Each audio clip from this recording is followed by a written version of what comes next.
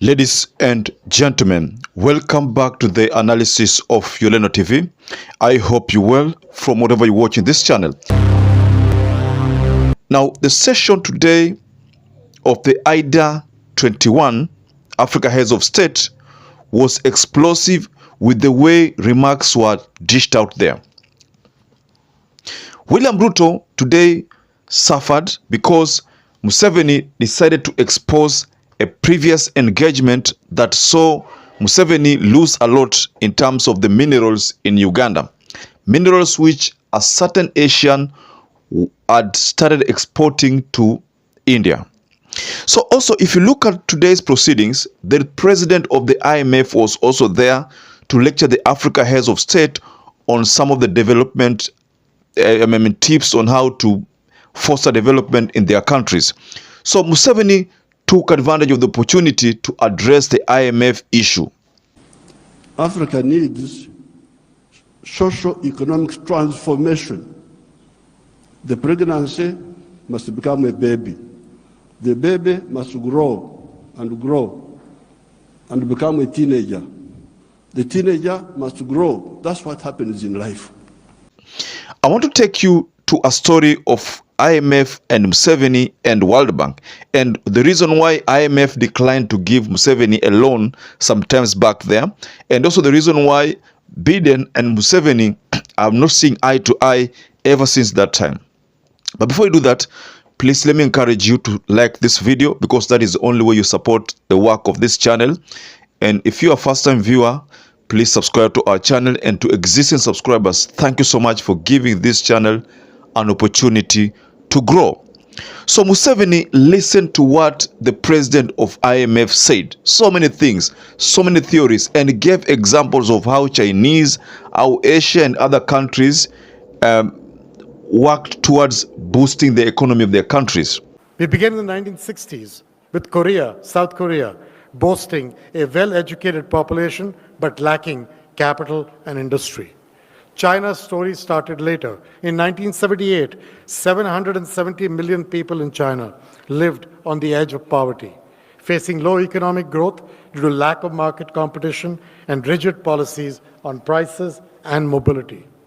India's path unfolded in the 90s and the 2000s.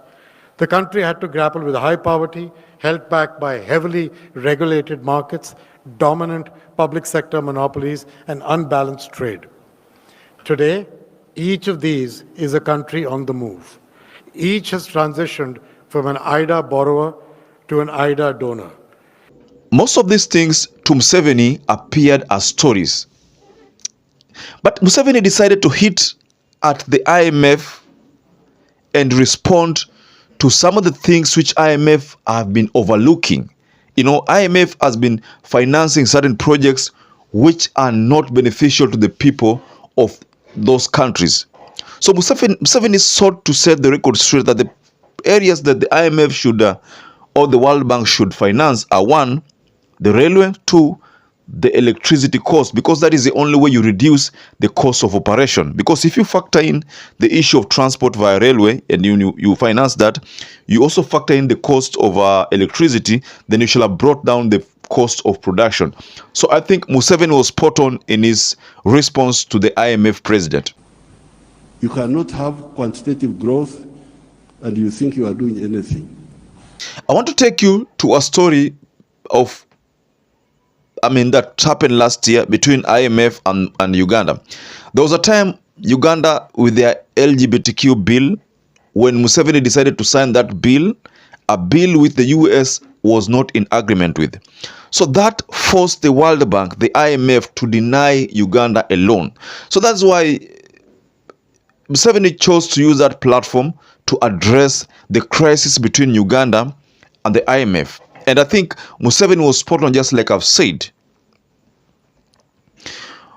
When RUTO rose to speak, if you are very keen following RUTO's remarks, he rose there and addressed IMF as one of the bodies that has been supporting development. So if you look at the statement from Museveni, the statement from William RUTO, the statement from the president of IMF and other presidents, then you realize that Museveni was the one who was lecturing this organization, but William Ruto was praising the organization. So, you know, whenever you hear IMF or the World Bank, you're always reminded of UK, you're also reminded of US and those Western countries, because they are the ones who support IMF the most. And the loans which are given to African countries, these loans are alleged to be very expensive. But the loans which are given to Western countries, those loans are cheap. So that is always also another factor that has always been talked about. So that's why you find that Museveni is literally trying to say that IMF is a scam. I mean, in very many words, Museveni was trying to say that IMF is a scam and that IMF does not intend to support Africans.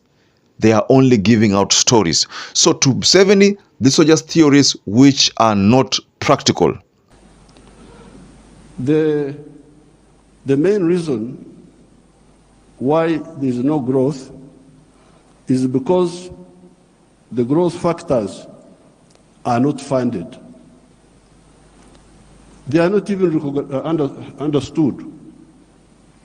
What are the growth factors? We now talk of private sector-led growth. Yes, but for the private sector to grow, what does it need? It needs low costs of production. Ministers of Finance, low costs of production. And what are the low costs of production? Number one, transport. You must have low transport costs. Where do low transport costs come from? From the railway. If you don't fund the railway, how will you get low transport costs? Wonderful people, Banco Mundial, IMF, all of this. Where will low cost of production come from if you don't have a railway? For instance, let me take you to the example of Kenya, and Uhuru was still the president. That was in 2013. When Uhuru chose to use Chinese to finance the railway, the SGR, back then, IMF and World Bank released a statement or a report that was seeking to overturn that decision, because according to IMF, it was saying, or World Bank, it was saying that the project was not going to be meaningful to Kenya, was not going to add value. So if I look at that statement back then by the IMF or World Bank and what Museveni is saying, then I think Museveni is making a point there, because Museveni is literally trying to say this, tell these people that they are not supporting the ideal projects which can boost the manufacturing and lower the cost of production, lower the cost of transport. So railway has always been considered as a very cheap cost of transport, a cheap way to transport goods.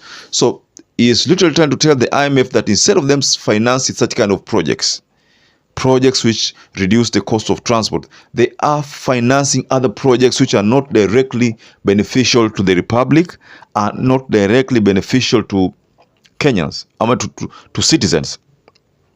So in other words, Museveni hit at the IMF president and chose that platform to carefully deliver his side of the story. So personally, ladies and gentlemen, what do you make of this statement from Museveni? Do you agree with Museveni? Personally, I think Museveni is right. Museveni is very, very right, and that's why you find that the US president does not side or is not on the same page with Museveni over some of those stands that Museveni has, the policies and the like. So ladies and gentlemen, perhaps if you're watching this video and you're not subscribed, please take 1 second and subscribe to this channel and like this video. So until you catch up again, stay safe and stay blessed.